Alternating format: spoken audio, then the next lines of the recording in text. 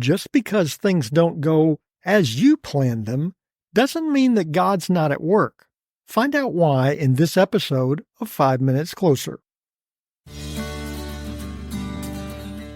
I'm Vaughn Weatherford, and this is 5 Minutes Closer. For the next 5 minutes, let's explore some biblical truths and apply them to your life.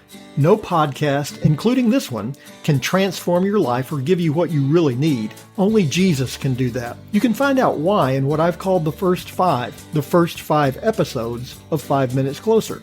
Each following episode explores scriptural truths that, if you follow them, will bring you 5 minutes closer to the person God created you to be. Let's see if we can get you 5 minutes closer. Nobody likes to hear someone say, "I told you so." When they say it, we think, "I know you told me. You don't have to remind me." Still, what do we do when we tell someone something and they disregard it and then the bottom falls out? Well, we say the same thing. "I told you so." It's just too hard to resist. When things don't seem to be working out for Moses in his attempt to free the people of Israel from their slavery in Egypt, he can't help himself. He tells God, in essence, "I told you so." It's recorded in Exodus chapter 5, verses 22 and 23. Then Moses turned to the Lord and said, "O Lord, why have you done evil to this people? Why did you ever send me? For since I came to Pharaoh to speak in your name, he has done evil to this people, and you have not delivered your people at all." Moses will learn an essential truth that we all need to understand. Just because things don't work out as planned does not mean that God is not at work. Often it means the exact opposite, that God is at work. Moses has just come down from the burning bush experience where he heard God's call to go and lead the people of Israel out of Egypt. He told God it wouldn't work, but then he decided to go anyway after God showed him that he would be with him. Moses goes before the Pharaoh and asks the ruler to allow the people of Israel to go into the wilderness to worship the Lord. It does not go well. Instead of letting the people go, the Pharaoh increased their work, making their job of creating bricks even more difficult than it already was.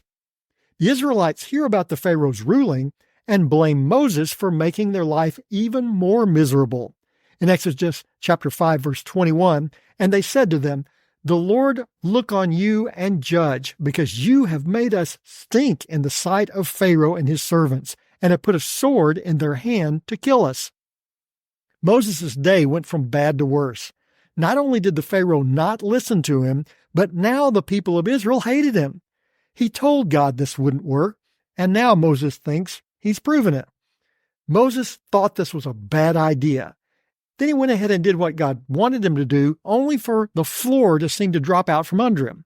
He must have thought, "Why don't I just stick to herding sheep? That's all I'm good for." We know the rest of the story, but Moses didn't. As far as he could tell, he was an abject failure at this leading the people out of slavery gig.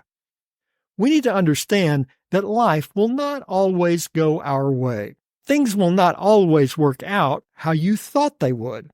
Life isn't just going to throw you a curveball. It will be like everybody picked up the bats, balls, and bases and went home. So what should we do when life doesn't turn out the way we thought it would? Is it time to give up? Not so fast. Moses didn't give up, exactly.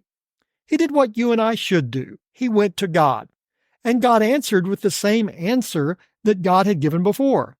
Moses was right, at least from his perspective. Things were worse.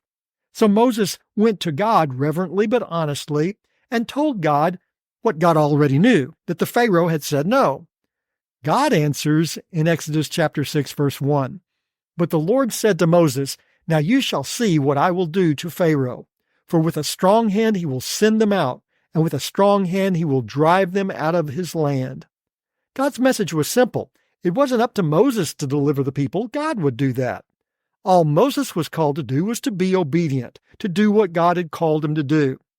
What Moses, in his humanness, perceived as failure was actually God working out his plan to show his glory.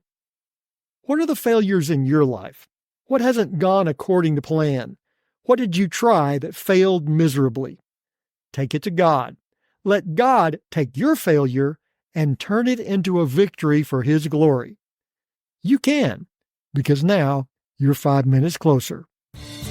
My prayer is that these 5 minutes have challenged you, inspired you, and caused you to consider applying God's message for your life from His Word. To find out more, visit our website at 5minutescloser.com. Join me next time to see if we can get you 5 minutes closer.